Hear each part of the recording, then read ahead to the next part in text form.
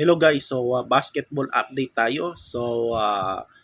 Pag-usapan natin yung PBA semifinals kagabi kung saan sa unahin natin yung first game kung saan naitabla ng Barangay Ginebra San Miguel ang serye laban sa San Miguel Beermen sa best of 7 series ng PBA Philippine Cup semifinals. So sa tulong ni L.A. Tenorio sa kanyang game-winning shot, no?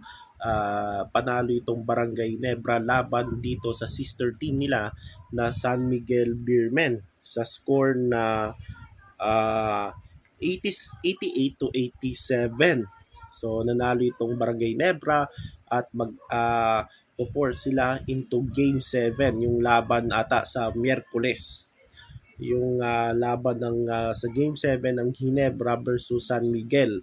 Tapos sa second game ay nauna na itong TNT Tropang Giga matapos talunin itong Rain or Shine Elasto Painters kung saan ay nagpakita ng galing dito sa fourth quarter itong TNT Tropang Giga sa tulong ng kanilang bench. Of course itong si Optana, si BGR at pati na rin sila Kim Aurin sa mga bench, si Kubuntin. So dito ay naipanalo nila at meron na silang tsansa na makuha ang Grand Slam dahil pasok na itong TNT sa finals. Nauna na sila. So tinalo nila ang Rain or Shine 97 to 89. So sa game 6, so pasok na. So nauna na itong TNT at pasok na sila sa PBA Philippine Cup finals at may chance sila na makuha ang pinaka-inasam nilang Grand Slam. So dito naman sa Rain or Shine, so lamang yung Rain or Shine sa halftime at maging sa third quarter pero kinapos sa fourth quarter. So medyo yan yung problema ng Rain or Shine, no? Lalo na yung dalawang games nila kung saan natalo sila laban sa TNT sa dalawang games, no? Na kung saan lamang sila sa half pero kinakapos sila pagdating ng third and fourth. So yan yung medyo problema dito sa Rain or Shine at hirap na hirap silang talunin itong TNT. So ang dahilan dyan, of course yung TNT naghahabol sa Grand Slam eh. At kaya very confident sila. Kaya nahihirapan talaga itong Rain or Shine. So sinabi ni Coach Yang Yao na akala nila na wala na si RHJ sa TNT, si Rondy Hollis Jefferson, yung kanilang import. Akala nila wala na daw si RHJ, kaya na nila itong TNT pero talagang nahirapan sila. Kahit itong si Optana at si Pogoy, no? Talagang nagdala dyan sa TNT, no? At of course yung pagbabalik ni Ganuelas Roser, nahirapan din talaga yung kaya nahirapan talaga yung Rain or Shine. So nakikita ko ang biggest need talaga ng Rain or Shine uh, uh, is big man talaga, no? Yung biggest need talaga ng ROS is big man. So kailangan talaga ng parang legitimate na big man itong Rain or Shine kasi uh, wala namang problema, no? Pagdating sa mga gwadya, sa mga magagaling tumira, no? Gagaya nila Nokum, nila Karakot, si Asisio pa, tapos si Lemeti nag-injured, no? Na-injured. So baka next conference na ito babalik.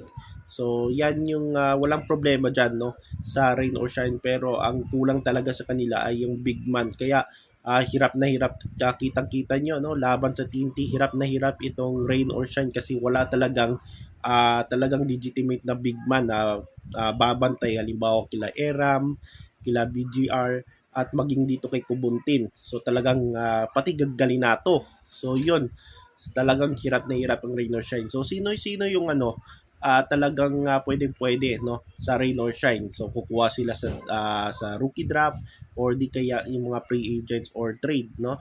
So pwedeng-pwede sa Rain or Shine. Siguro si Stan, no, si Christian Stan Hardinger. So pwede rin itong si Kemar Carino. Kung babalik si kung magdedesisyon babalik si Sino nga yun? Yung si Larry Muyang. So pwede rin yun sa Rain or Shine, no? Tapos pwede talaga, no? Kunin ng Rain or Shine, no?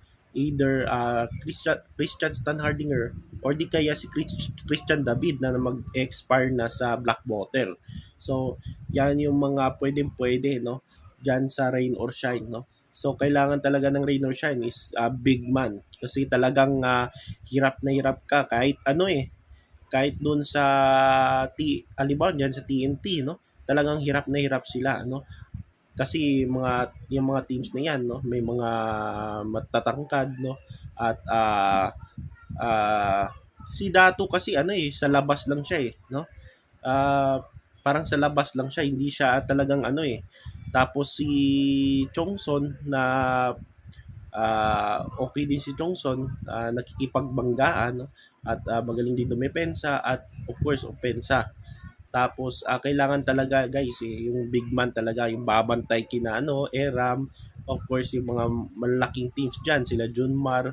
So yan yung kailangan ng rain or shine sa ngayon. So yan ang PBA semifinals update sa araw na ito.